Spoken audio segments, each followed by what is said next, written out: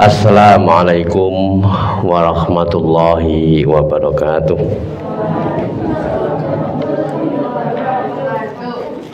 Kula ulangi malih biar tambah semangat kita mendapatkan keselamatan, keberkahan dan rahmat dari Allah Subhanahu wa taala. Assalamualaikum warahmatullahi wabarakatuh.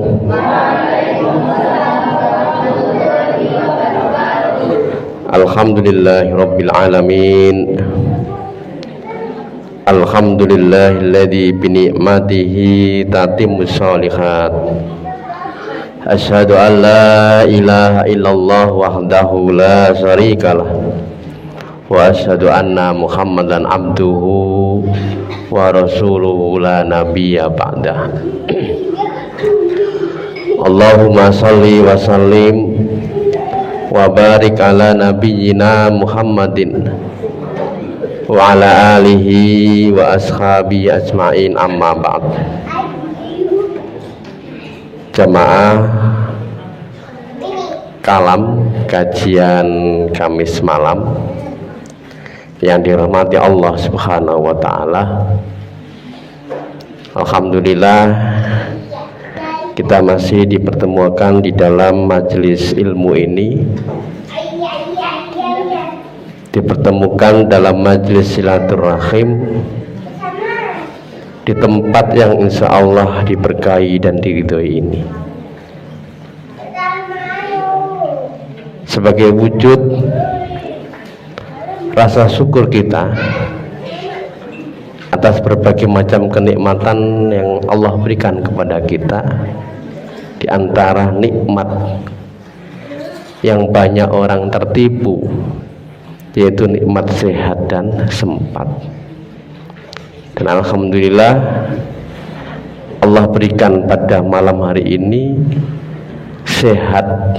Sampai sehat nggih Bapak Ibu? Alhamdulillah. Sami sempat? Alhamdulillah, longgar waktunya. Dan alhamdulillah kita gunakan nikmat sehat dan sempat itu untuk melahirkan kebaikan-kebaikan. Di antara bentuk kebaikan itu adalah hadir di majelis ilmu ini.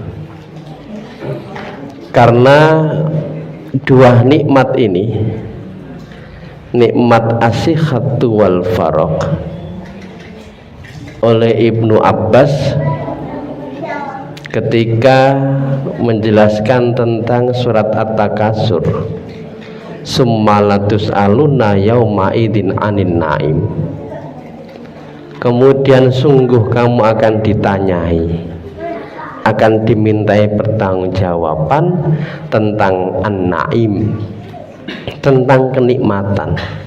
Anin naim menurut Ibnu Abbas itu adalah as-sihhatu wal faragh, kesehatan dan kesempatan. Jadi ketika besok pada yaumul hisab kita ditanya oleh Allah, aku telah berikan engkau kesehatan dan kesempatan, digunakan untuk apa? Apa jawab kita?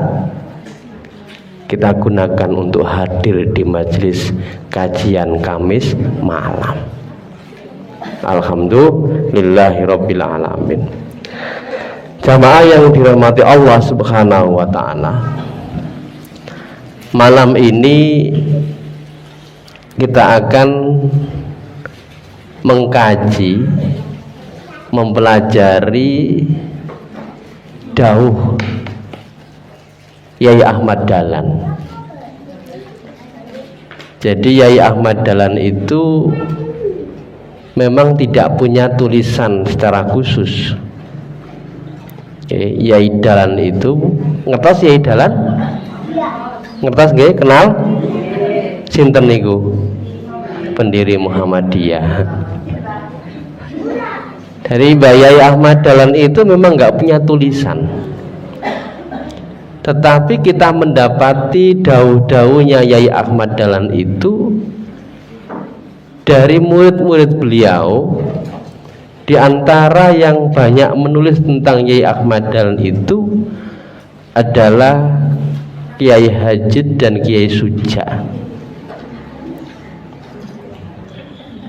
Karena Yai Ahmad Dahlan secara khusus nggak punya tulisan. Dari Kiai Hajid itu kita mendapati 7 ajaran Kiai Ahmad Dahlan dan 17 kelompok ayat Al-Quran. Itu dari Kiai Hajid, murid termudanya.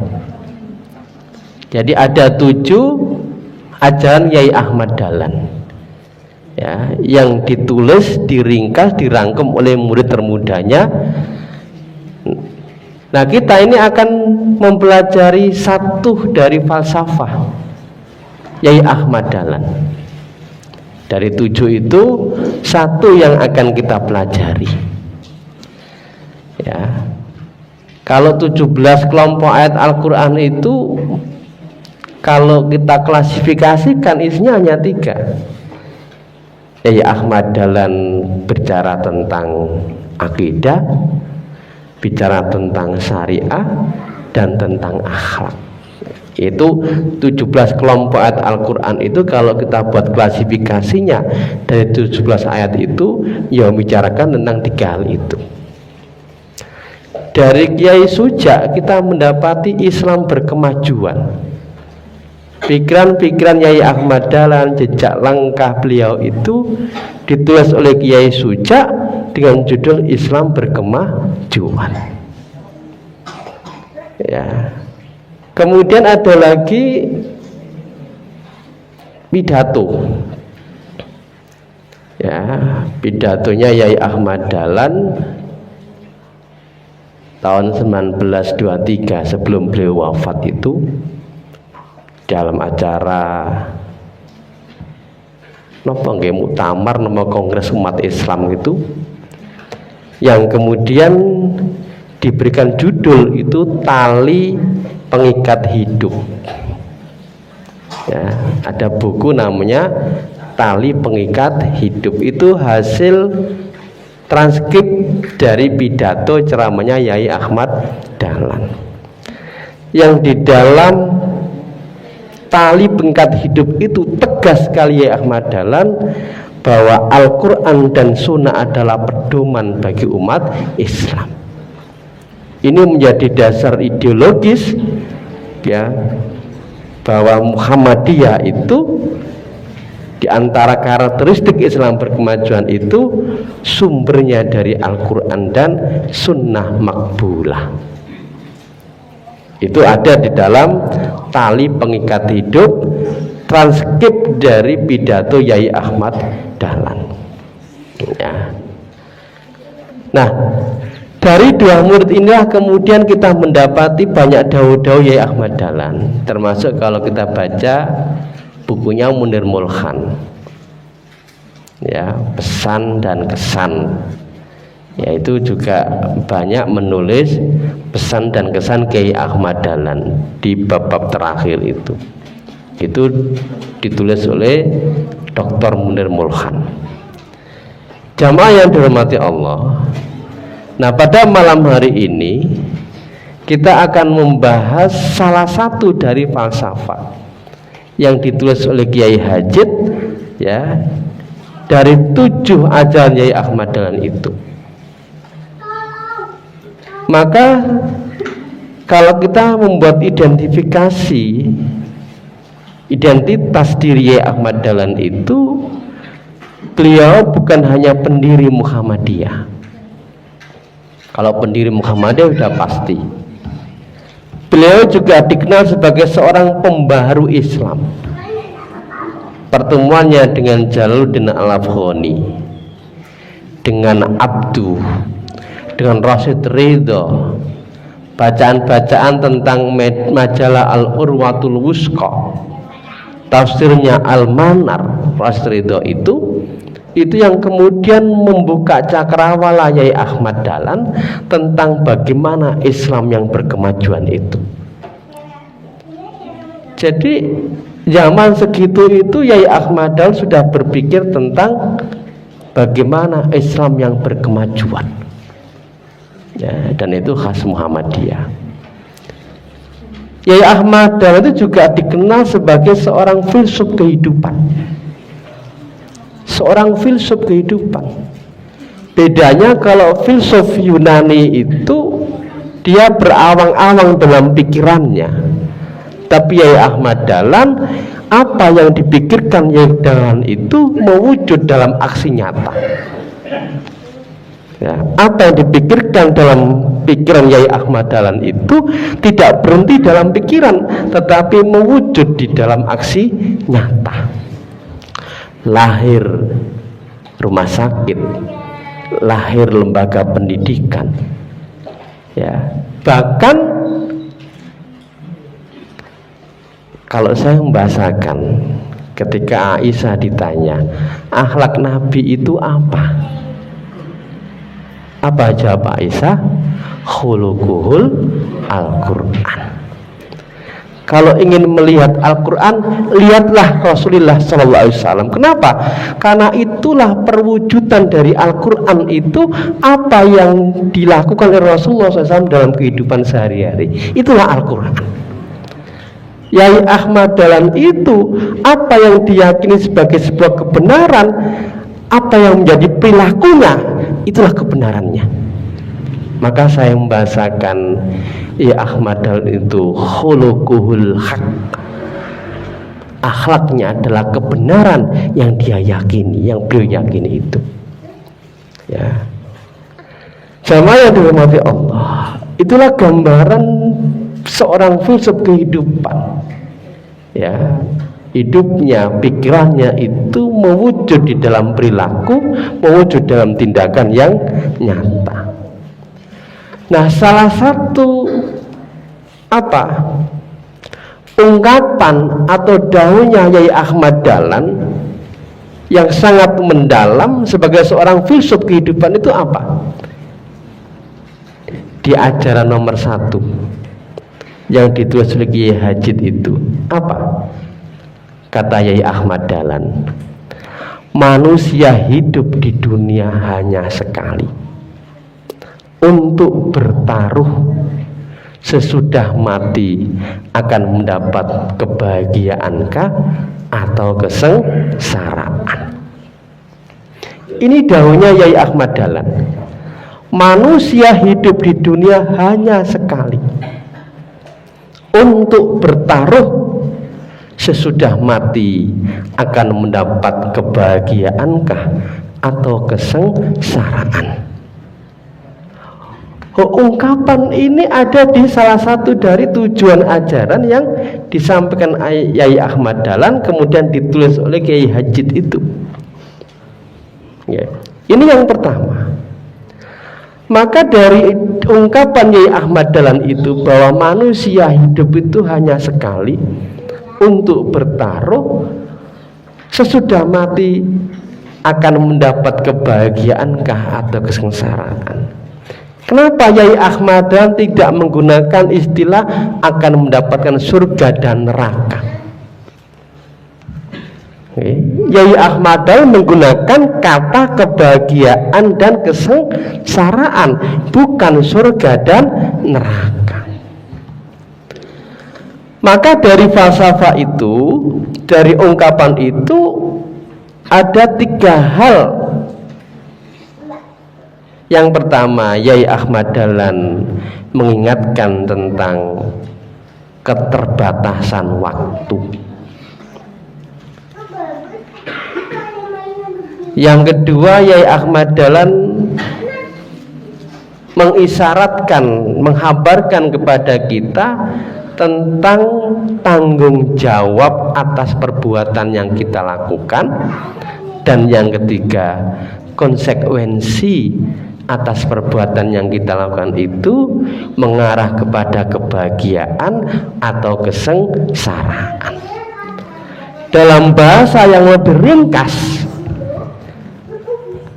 apa yang didahulukan Yai Ahmad Dahlan bahwa manusia hidup itu hanya sekali, untuk bertaruh sesudah mati akan mendapatkan kebahagiaankah atau kesengsaraan. Yai Ahmad Dahlan bicara tentang visi dan misi hidup. Untuk apa dan kemana? keberadaan kita itu di dunia ini untuk apa dan kemana. Itu sebenarnya kandungan dari apa yang didhawuhkan Yai Ahmad Dahlan. Apa visi hidup manusia? Napa? Visi hidup adalah untuk beribadah kepada Allah Subhanahu wa ta'ala. Maka Yai Ahmad Dahlan itu selama hidupnya itu untuk pengabdian kepada Allah melalui aksi-aksi sosial, bangun PKO, penolong kesejahteraan umum yang berisi tentang rumah fakir miskin sama kesehatan. Hidupnya untuk ubudiyah, penghambaan kepada Allah Subhanahu wa ta'ala melalui aksi-aksi sosial. Itu pikiran-pikiran Yai Ahmad Dahlan. Ya. Jadi tujuannya adalah beribadah kepada Allah Subhanahu wa ta'ala melalui banyak sarana. Maka Allah mengatakan di dalam surat Az-Zariyat ayat 56, wa ma khalaqtul jinna wal insa illa liya'budun. Dan tidaklah aku ciptakan jin dan manusia kecuali untuk beribadah kepadaku. Jadi tujuan satu-satunya, tidak ada tujuan yang lain Allah menciptakan kita semua ini kecuali untuk beribadah kepada Allah, kecuali untuk ubudiyah, penghambaan kita kepada Allah Subhanahu wa ta'ala melalui sarana-sarana yang banyak. Yang menjadi guru, maka guru menjadi sarana penghambaan kepada Allah. Yang menjadi pedagang, maka pedagang itu menjadi wasilah, menjadi sarana dalam rangka penghambaan kepada Allah Subhanahu wa ta'ala. Yang menjadi pegawai negeri, pegawai swasta, itu semua bagian dari sarana-sarana dalam rangka penghambaan kita kepada Allah. Termasuk kita berkhidmah di Muhammadiyah, melahirkan aksi-aksi sosial, melahirkan amal-amal Muhammadiyah, itu juga bagian dari sarana kita untuk penghambaan kita kepada Allah Subhanahu wa ta'ala. Karena itu tujuan satu-satunya. Nggak ada tujuan yang lain kita diciptakan oleh Allah di dunia ini kecuali apa? Untuk beribadah kepadanya. Bentuknya macam-macam, sarananya macam-macam. Seorang suami berbuat baik kepada istri, itu sarana penghambaannya kepada Allah Subhanahu wa ta'ala. Seorang istri berbuat yang terbaik kepada suaminya, itu juga sarana penghambaan dia kepada Allah Subhanahu wa ta'ala. Jadi karena memang tujuan satu-satunya beribadah kepada Allah dengan berbagai macam sarana. Maka jamaah rahimakumullah, kita akan mensarahi daunnya Yai Ahmad Dahlan, manusia hidup di dunia hanya sekali untuk bertaruh. Sesudah mati akan mendapat kebahagiaankah atau kesengsaraan? Yang pertama, jamaah rahimakumullah, hidup sekali untuk bertaruh. Hidup sekali untuk bertaruh. Yai Ahmad Dahlan mengingatkan tentang keterbatasan waktu.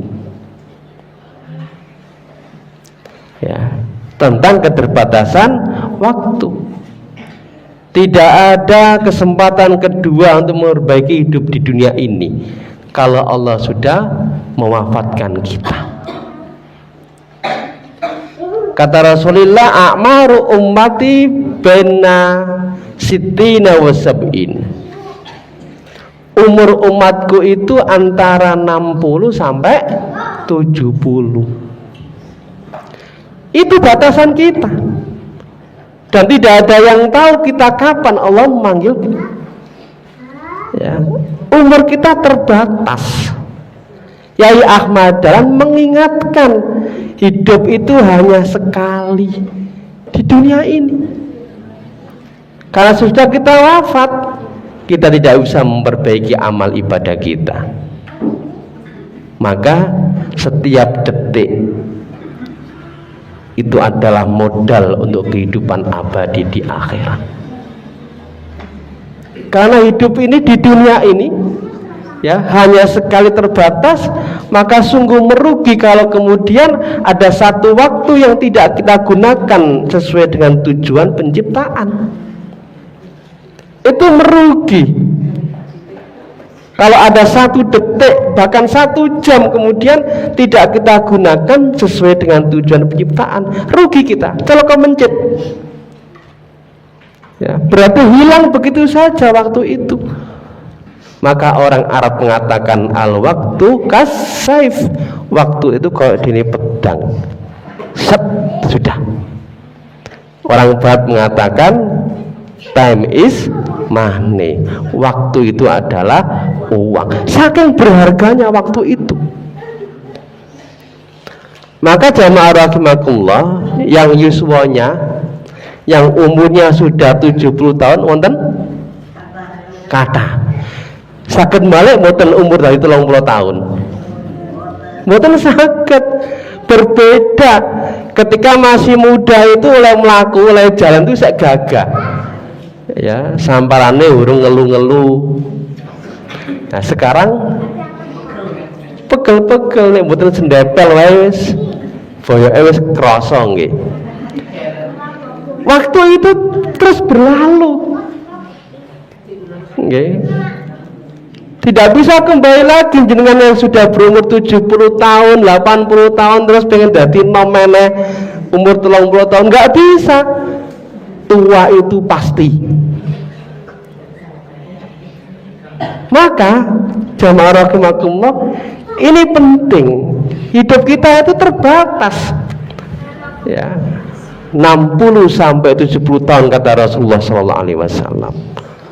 Maka kalau 1 detik saja, bahkan sampai 1 jam, kok tidak kita gunakan sesuai dengan tujuan penciptaan, beribadah kepada Allah, maka sungguh merugilah kita. Ya. Maka Al-Ghazali mengatakan ad-dunya mazra'atul akhirat.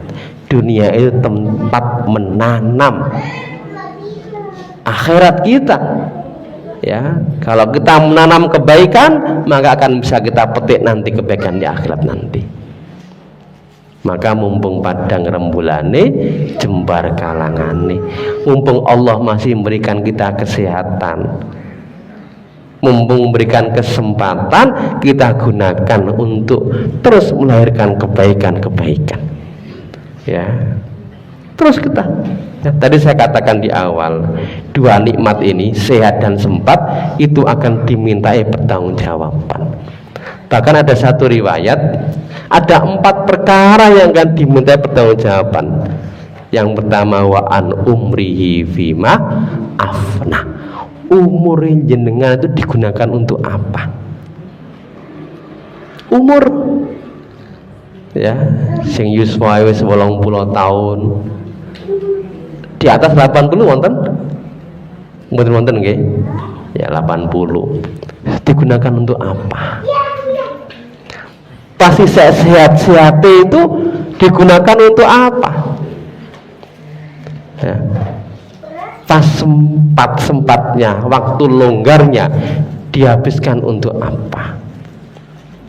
Maka Nabi mengingatkan kan nggih? Iktanim khamsan qabla khamsin sababaka qabla haramika. Gunakan masa muda sebelum tua. Tua itu pasti. Pas enom nggo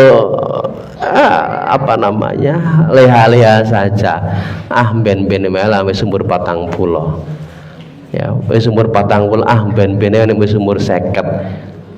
Ya, akhirnya kemudian apa?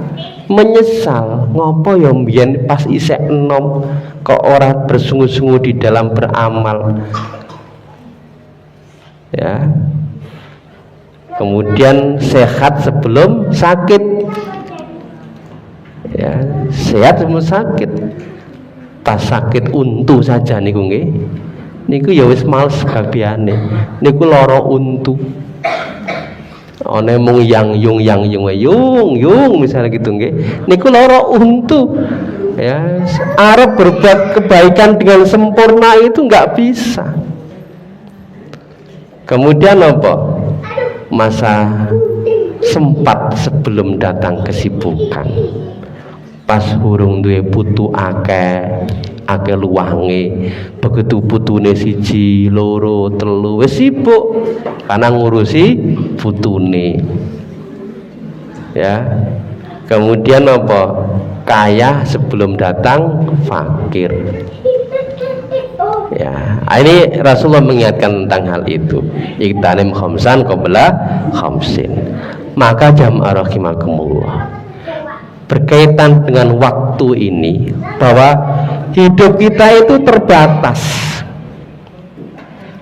Dunia ini juga fana.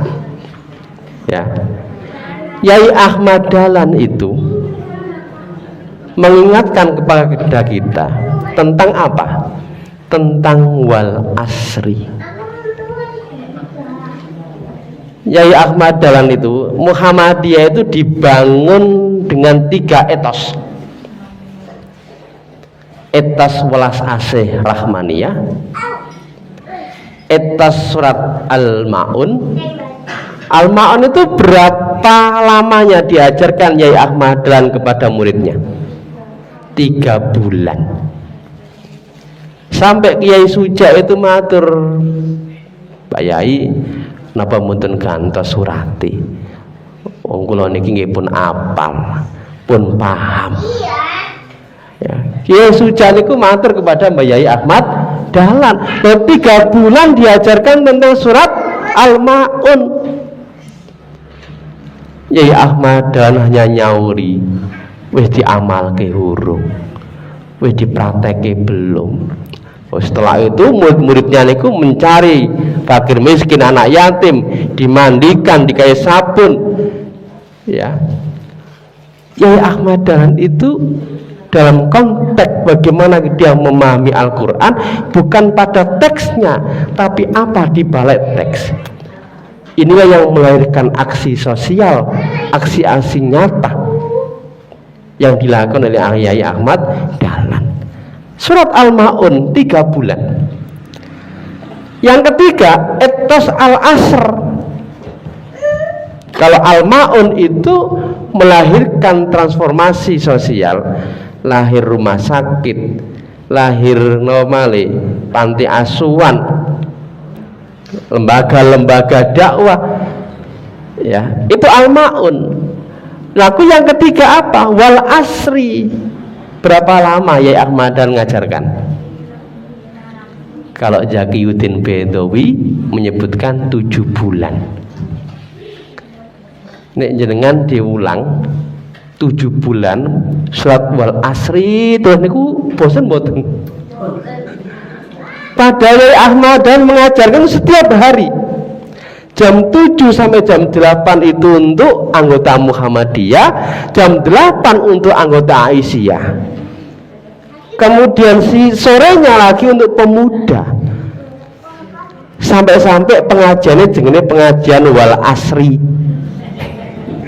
Nama pengajian itu pengajian wal asri. Kenapa? Karena 6-7 bulan itu mengajarkan wal asri. Ini Kiai Ahmad Dahlan. Kalau kita membaca dalam tafsir, Imam Asy-Syafi'i itu juga mengatakan, seandainya tidak ada Al-Quran atau surat-surat yang turun kecuali surat Al-Asr, maka cukuplah sebagai pedoman hidup manusia. Itu Imam Syafi'i. Jadi seandainya surat yang turun itu hanya Al-Asr saja, maka sudah cukup sebagai pedoman hidup manusia. Niku pendapat atau yang disampaikan oleh Imam Asy-Syafi'i. Ya, makanya Yai Ahmad Dahlan itu sampai 7 bulan mengingatkan tentang waktu. Wal asri, demi masa. Ya, kalau Allah sudah bersumpah, itu pasti sesuatu yang penting. Ada qasam, ada jawabul qasam. Itu biasanya perkara yang sangat penting. Jadi Bapak Ibu sekalian, kalau kita mendapati dalam Al-Quran itu sumpah wal asri, itu setelahnya itu pasti perkara yang penting. Apa perkara pentingnya? Innal insana lafi khusrin. Sesungguhnya manusia semuanya sungguh di dalam kerugian. Dalam kerugian. Jenengan mengabaikan saja waktu terus berjalan tanpa hal yang bermanfaat, nggak bisa kembali lagi, hilang begitu saja waktu itu. Jenengan mau muda lagi seperti adik-adik ini yang berumur ini berapa ini 15 tahun ya, ada yang mungkin 10 tahun 11 tahun, nggak mungkin jenengan kembali meneh gitu. Kita hanya mengatakan ngopo ya, hilang begitu saja waktu kita. Kalau kemudian kita abai dengan waktu itu, rugi kita.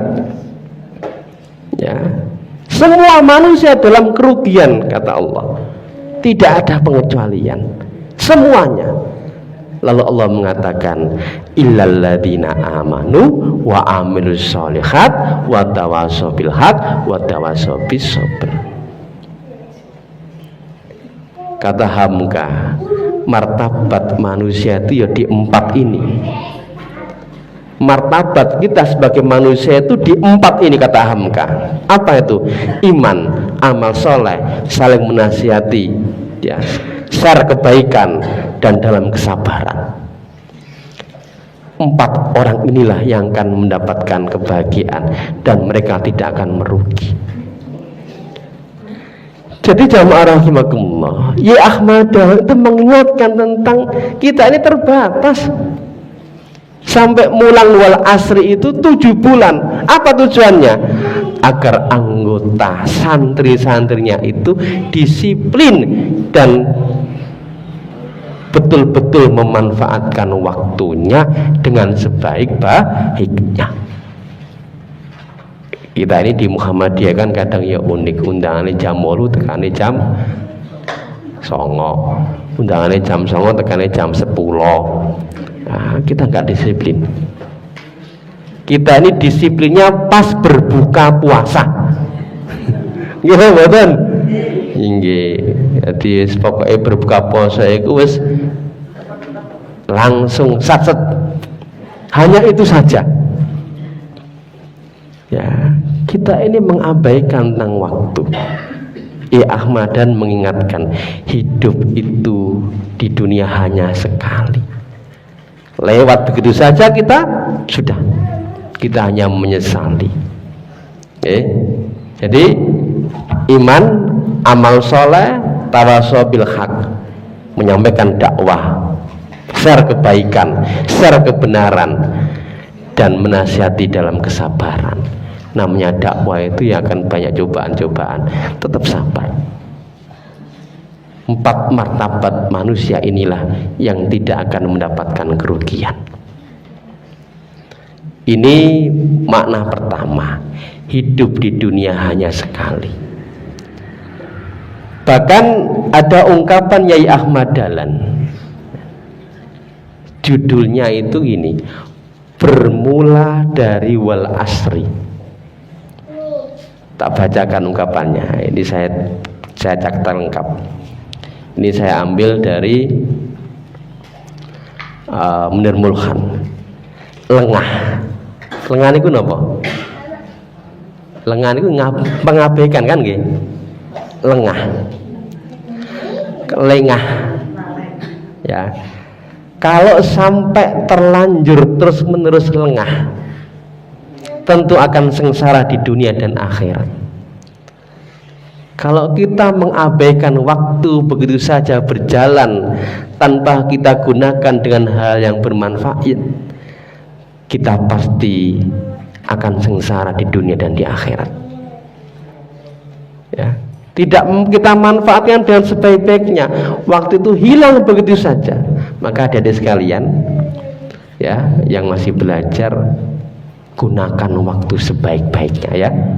Ini untuk adik-adik yang masih SMP SMA ya, gunakan kesempatan untuk belajar dengan sungguh-sungguh.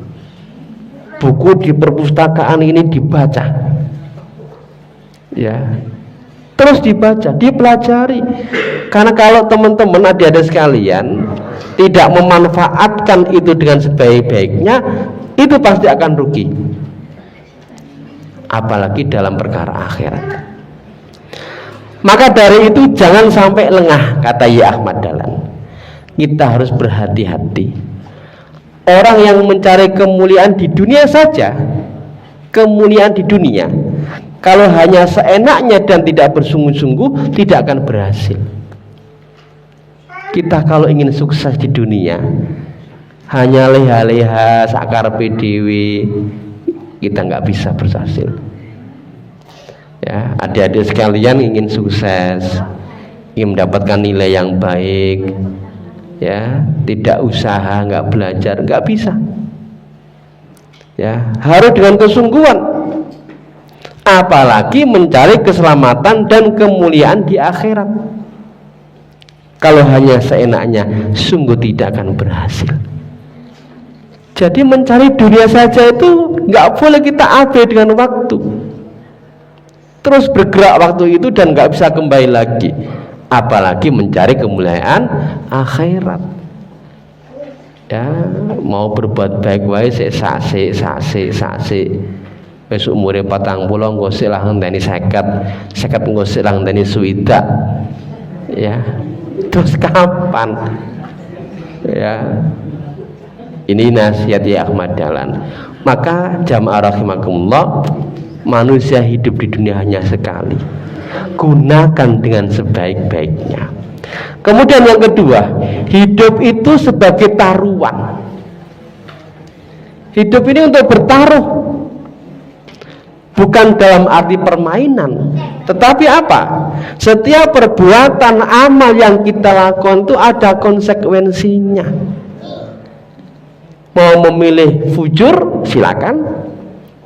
Mau memilih takwa, silakan. Itu taruhan kita. Ada konsekuensi. Fa'alhama fujuraha wa taqwaha. Maka Allah mengilhamkan jiwa itu condong kepada fujur atau takwa. Itu pilihan kita. Qad aflaha man zaka, sungguh beruntung orang yang senantiasa mensucikan dirinya, senantiasa dalam kebaikan, senantiasa waktu yang Allah berikan digunakan untuk melakukan kebaikan-kebaikan. Maka berbahagialah dia, beruntunglah dia. Wa qad khaba man dasaha, sungguh celaka orang yang mengotori jiwanya, ia tidak gunakan waktu dengan sebaik-baiknya. Silakan. Itu taruhan kita. Menjadi pekerja, apakah memilih menjadi culas? Silakan. Ini menyangkut taruhan integritas. Seorang PNS memilih perilaku culas, perilaku pembohong, silakan. Ini pertaruhan integritas kita. Seorang pegawai memilih perbuatan yang jujur, punya integritas yang baik, itu taruhannya. Yang semuanya itu ada konsekuensinya. Yang kedua, hidup itu sebagai taruhan. Kita hidup itu diberikan ujian oleh Allah Subhanahu wa ta'ala. Yang namanya ujian itu ya ono sing berhasil, ono sing gagal. Tapi pasti manusia akan diuji oleh Allah Subhanahu wa ta'ala. Dan ujian itu tidak selalu dalam bentuk hal yang nggak enak. Hal-hal yang mengenakkan itu juga bisa dapatkan dari ujian. Satu contoh misalnya, jenengan dikasih rezeki yang gampang sekali, ngalir terus rezekinya itu. itu bisa gagal dia memahami rezekinya itu. Sing pas rezekinya lagi seret nih nggih, lagi seret ya, karena ekonominya katanya lagi apa, ekonomi sekarang itu lagi bermasalah ya, lalu kemudian begitu ekonomi kita lagi seret oleh ndonga niku koyo ngerokok ars. Ya Allah, kan gitu nggih. Jadi pas ranti duit Bapak Ibu oleh ndonga kan koyo ngerokok ars nggih. Tapi begitu Allah membukakan rezekinya, memudahkan rezekinya, kira-kira masih enggak ndonga sing koyo niku mau? Itu juga ujian. Ya, wa nabluukum bil syarri wal khairi fitnah. Kami uji kamu dengan keburukan dan kebaikan, fitnatan, sebagai cobaan. Okay.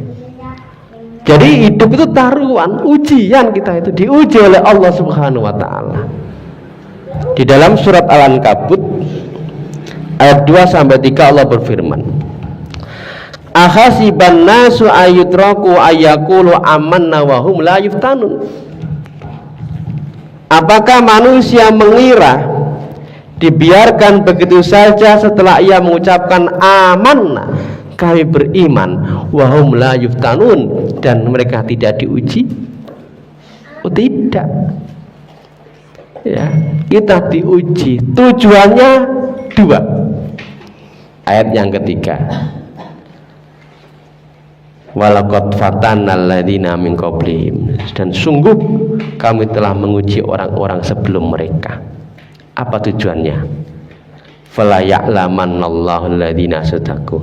Allah ingin mengetahui kita yang termasuk sing benar-benar beriman, wala ya'lamannal kadibin, atau kita termasuk wong sing pura-pura beriman, wong sing goroh. Ujian itu untuk memverifikasi kita ini benar-benar iman atau pura-pura beriman. Itu ujian kita, itu taruhan kita. Kita diuji oleh Allah, tetap berbuat yang terbaik atau sebaliknya. Liyabluwakum ayyukum ahsanu amala. Tujuan ujian itu. Liyabluwakum ayyukum ahsanu amala, untuk mengujimu apakah masih berbuat yang terbaik atau tidak. Itu ujian. Ya. Dan itu taruhan kita. Ada yang gagal, ada yang sukses. Ada orang yang dikasih harta yang banyak, gagal. Sinten niku? Korun. Terus sinten lagi? Sa'labah. Ya. Dikasih kekuasaan, gagal. Sinten niku? Fir'aun. Dikasih ilmu, gagal. Haman. Itu gagal. Ya. Tapi juga ada yang diberikan semua itu juga sukses. Abu Bakar As-Siddiq orang kaya, Umar bin Khattab orang kaya, Utsman bin Affan orang kaya, Ali juga kaya, Abdurrahman bin Auf. Sukses dia dengan hartanya. Sahabat-sahabat yang miskin juga sama. Ya, ada orang yang miskin kemudian gagal, diuji oleh Allah dengan kemiskinan. Ada yang juga sukses. Ashabus Suffa itu orang-orang miskin. Ya. Jadi jamaah rahimakumullah, tujuan ujian itu untuk memverifikasi kita ini termasuk benar-benar iman atau pura-pura beriman. Maka manusia bertaruh dengan amalnya, apakah membawa kepada kebahagiaan atau kesengsaraan. Setiap tindakan kita, amal kita, pilihan hidup kita merupakan taruhan keimanan kita di hadapan Allah Subhanahu wa ta'ala. Maka di dalam surat Al-Jajalah Allah berfirman, "Faman ya'mal misqala dzarratin khairan yarah wa may ya'mal misqala dzarratin syarran yarah."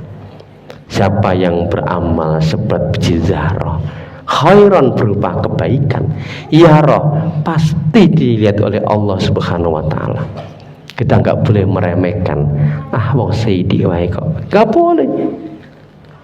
Atau orang yang beramal sebab bizaro saron berupa keburukan juga akan dilihat oleh Allah Subhanahu wa taala. Kita nggak boleh meremehkan. Maksiat saiki wae kok ora apa-apa, tapi nek terus-menerus kan dadi gede. Ya, maka setiap pilihan amal kita itu ada konsekuensinya. Kemudian yang ketiga, Yai Ahmad Dahlan itu memberikan informasi kepada kita tentang etika dan tanggung jawab,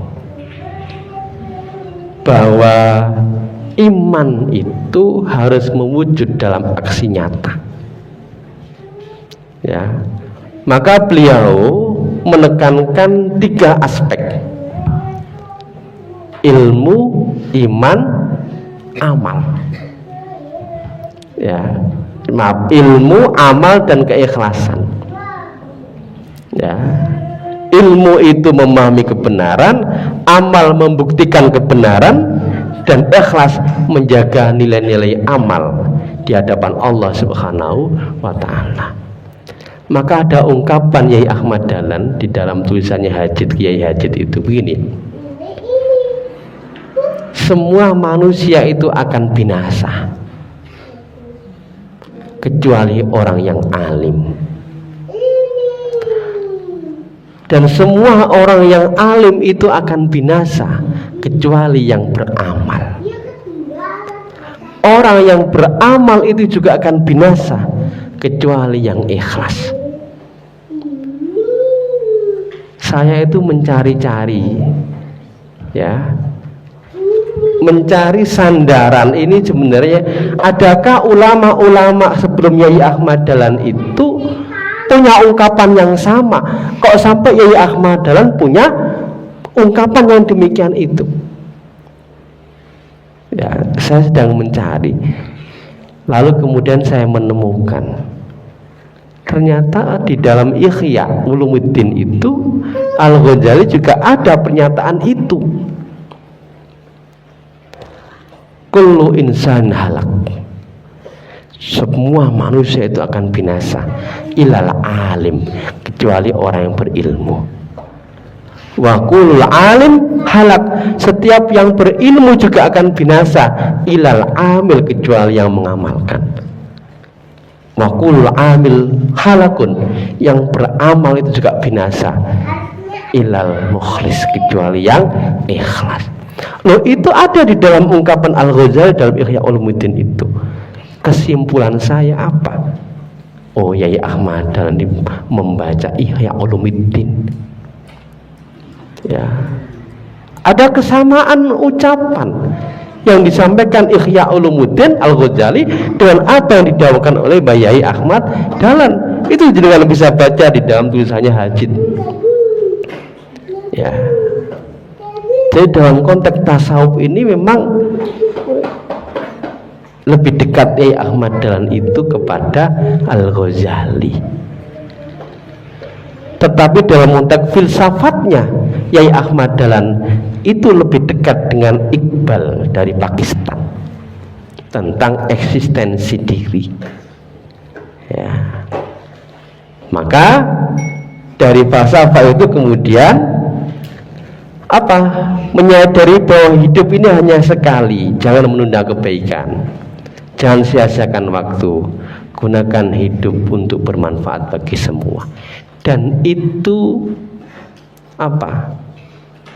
saya katakan tadi awal, Yai Ahmad Dahlan seorang filsuf kehidupan itu. Apa yang dia yakini, yang dia pikirkan, itu mewujud di dalam aksi-aksi sosial. Ya, maka tadi saya katakan wa kana khuluquhu al-haq itu. Jadi akhlaknya Yai Dahlan itu adalah kebenaran itu sendiri. Apa yang dia yakini, ya, kemudian mewujud di dalam laku kehidupan sehari-harinya. Kemudian yang terakhir, jam 9 selesai. Kenapa Yai Ahmad Dahlan itu di dalam ungkapan tadi menggunakan diksi kebahagiaan dan kesengsaraan? bukan menggunakan kata surga dan neraka. Kan biasanya begitu nggih? Kalau mestinya begini umumnya itu, manusia hidup di dunia sekali untuk bertaruh sudah mati akan mendapatkan surga atau neraka. Tapi Yai Ahmad Dahlan tidak menggunakan kata surga dan neraka, tapi kata yang dipilih adalah kebahagiaankah atau kesengsaraan. Oh, ini kalau bukan nggak cerdas itu nggak bisa itu. Pilihan kata itu menunjukkan kecerdasan.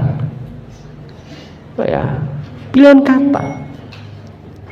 Nah, Yai Ahmad Dahlan menggunakan kata kebahagiaan dan kesengsaraan itu, yang pertama, kata ini mengisarkan tentang kesadaran diri, kesadaran manusia. Ya, tidak perlu menunggu mati. Kebahagiaan dan kesengsaraan itu bisa dirasakan. Itu persoalan psikologi. Orang yang waktunya, per detiknya, per jamnya ia gunakan untuk hal-hal yang bermanfaat, ya, membantu kepada orang, itu secara psikis itu dia merasakan kebahagiaan. Ya. Tapi kalau ia gunakan waktu itu untuk hal yang nggak ada manfaatnya, orang yang nggerenengi uang, menyakiti orang, itu secara psikis itu dia sengsara. Orang yang hidupnya penuh dengan kepura-puraan itu orang yang sengsara sebenarnya hidupnya. Dia bekerja tetapi dia culas, curang, nggak jujur, ribatun. Ada keraguan-raguan, ojo-ojo konangan ya. Tapi tumak nina, ya, asidku, kejujuran itu makninatun, itu bisa menenangkan kita, itu bisa membahagiakan kita. Itu di dunia. Yai Ahmad Dahlan ingin menegaskan itu. Perasaan kebahagiaan dan kesengsaraan itu tidak perlu menunggu sesudah mati, tapi di dunia bisa dirasakan. Maka hidup di dunia ini gunakan untuk melahirkan aksi-aksi sosial, melahirkan hal yang bermanfaat bagi orang lain, itu akan mendapatkan kebahagiaan. Yang kedua, Yai Ahmad Dahlan dengan diksi kebahagiaan dan kesengsaraan itu menekankan aspek moral, bukan hanya balasan fisik. Nilai, ya kalau mau berbuat baik saja, nggak perlu kemudian ada apa balasan. Engkau nek kamu berbuat gini pasti oleh gini, enggak. Yai Ahmad Dahlan mengajarkan hal itu. Maka hidupnya Yai Ahmad Dahlan itu untuk penghambaan kepada Allah, pengabdian, tidak untuk kepentingan dirinya sendiri. Bahkan beliau rela menjual seluruh hartanya, gitu betul nggih, untuk membayar guru-guru mu'alimin itu. Ya, Yai Ahmad Dahlan itu begitu. Dia tidak mengharapkan, pokoknya untuk pengabdian kepada Allah, yakin bahwa Allah akan membahas yang lebih baik. Itu kalau kita kaji dalam tasawuf itu, pandangan-pandangan begini ini. Satu misalnya ya, kita bisa membedah dari sisi pandangan Rabi al-Adawiyah. Rabi al-Adawiyah itu kemana-mana bawa obor dan bawa air. Ditanya oleh orang pasar, karena dia muter, ya, muteri pasar. Hei Rabi'ah, kenapa engkau membawa obor dan membawa air? Apa jawab Rabi'ah? Saya ingin menyiram neraka dan ingin membakar surga. Loh kok bisa? Karena orang beribadah kepada Allah bukan karena Allah, tapi ingin mendapatkan surga dan dijauhkan dari neraka. Loh apa salah kita berbuat seperti itu? Enggak salah. Ini tentang makom, gitu nggih. Ya, Yai Ahmad Dahlan itu sampai ke sana konsep tasawufnya itu. Maka hidupnya Yai Ahmad Dahlan untuk pengabdian, enggak untuk kepentingan diri sendiri. Pokoknya dia berbuat yang terbaik. Yai Ahmad Dahlan mengajar kepada kita, yang mendidik umat itu agar berorientasi pada nilai dan amal, bukan pada iming-iming dan ancaman.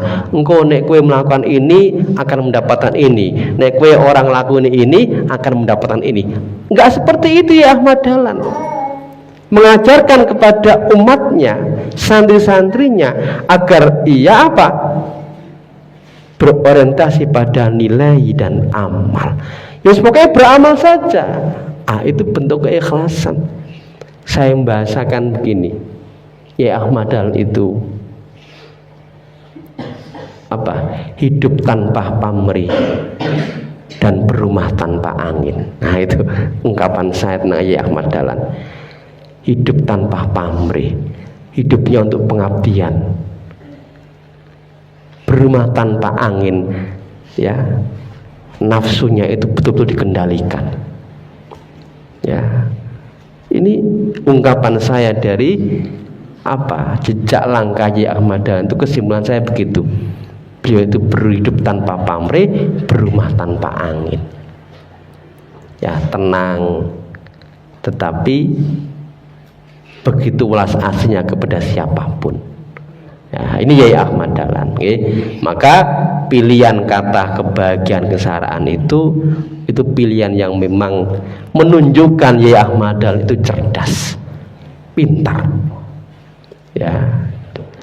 Kemudian yang terakhir sebagai penutup, Kiai Ahmad Dahlan lewat daunnya yang tadi itu mengajarkan bahwa hidup yang sekali ini adalah kesempatan emas untuk menang dalam pertaruhan akhirat. Ya, untuk menang.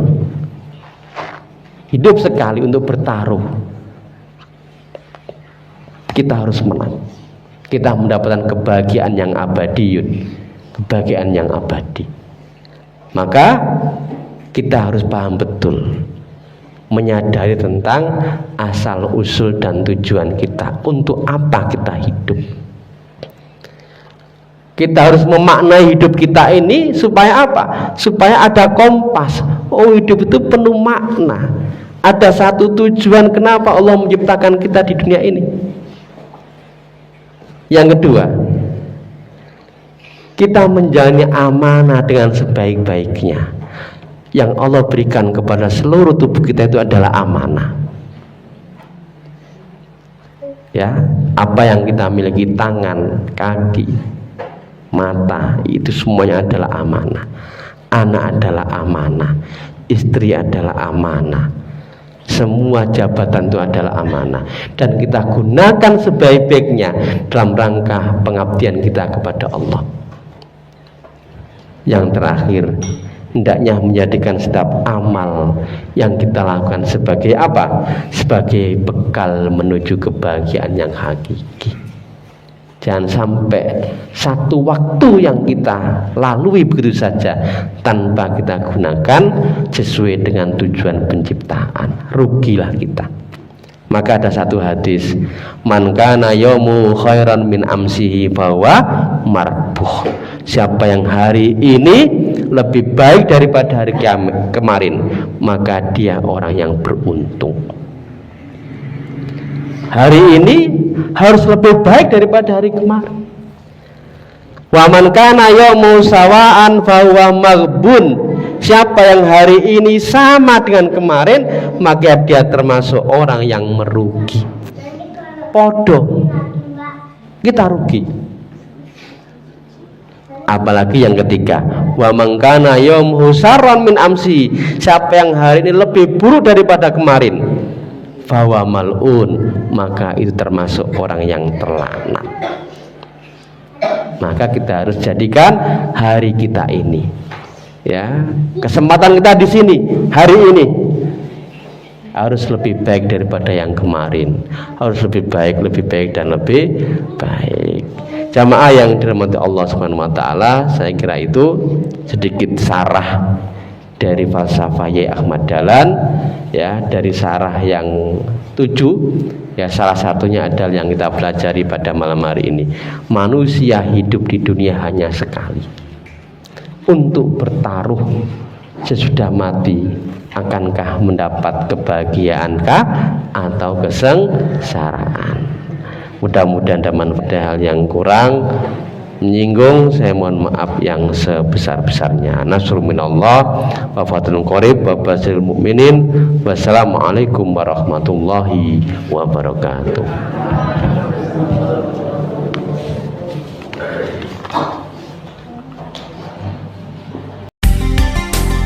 98 FM Purnama Sidi Wonosobo, mencerahkan, inspiratif.